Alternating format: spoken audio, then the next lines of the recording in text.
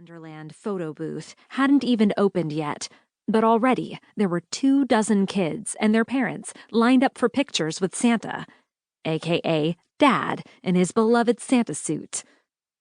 The Fairview Mall was crammed with bustling Saturday crowds eager for holiday shopping sprees. A manic, head-splitting version of Jingle Bells was blaring through the main concourse. Giant ornaments and snowflakes hung from skylights overhead, and twinkling garland draped across every inch of the second-floor railings. There was even an entire store called Holiday Heaven, stocked with every Christmas trinket, snow globe, or centerpiece known to mankind.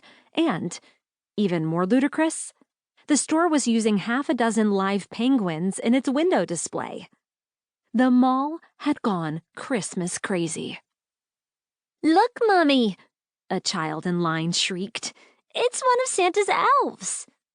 Dad nudged me as he headed through the mountains of artificial snow toward his sleigh. "That's your cue," he whispered. Oh, joy.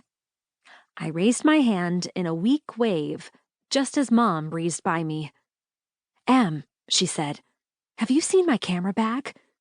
She paused to take in my outfit. "And do you have to wear those black boots? Didn't the costume come with pointy slippers?" I shrugged.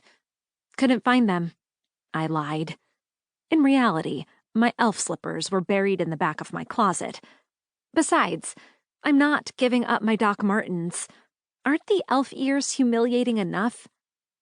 I was praying that none of my other friends would see me in this getup, especially Sawyer Kade. He was the unspoken leader of the Undergrounds, the group I hung with at school.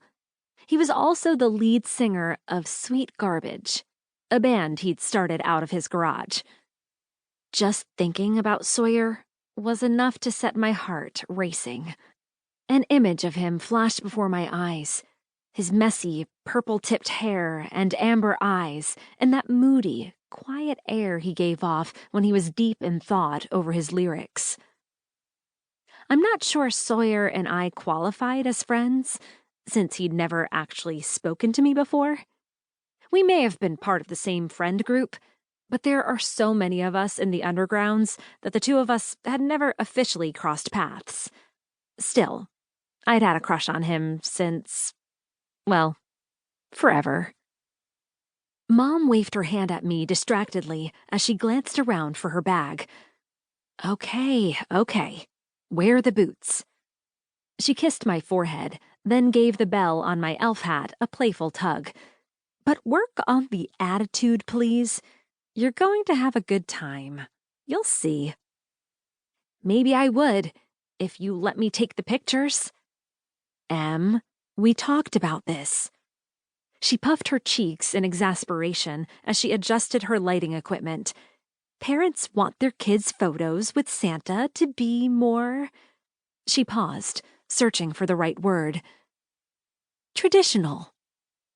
Oh, I get it. I kicked at an unsuspecting styrofoam gingerbread man in the snow, knocking him over. My photos are too weird for holiday cards, right? I didn't say that. Her eyes met mine with a, let's not do this look. You know I love your style, but it's not the right fit for this type of thing.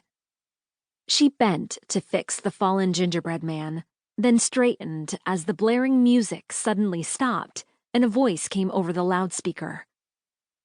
"Attention, holiday shoppers," it boomed. "This is an important security announcement. A penguin has escaped from the Holiday Heaven window display. It was last spotted headed for the fountain on the main promenade. Please report any sightings to the welcome kiosk as soon as possible. Do not attempt to apprehend the animal alone. Thank you." "See?" I said. "Even the penguins want to escape." Mom glared at me. Funny. Now, can we get ready to start greeting our customers? Please? Fine, I sighed. And by the way, your camera bag is hanging around Blitzen's neck. I nodded toward the 9 plastic reindeer harnessed.